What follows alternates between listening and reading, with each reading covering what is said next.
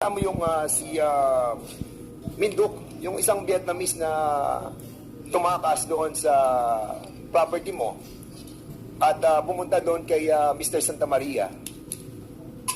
Your Honor, hindi ko po alam yung insidente, pero Yes. kung hindi po ako nagkakamali, right after, nagbigay po ng statement po yung management po nila sa office to explain ano po nangyari. Sinong nagbigay ng explanation?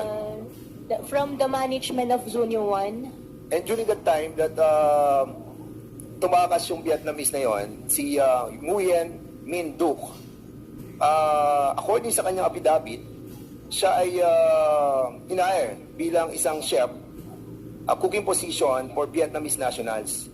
Pero nung dumating siya sa airport, di ba, iba sumundo sa kanya, and after that, dinala siya sa Sunuluan Technology. At nung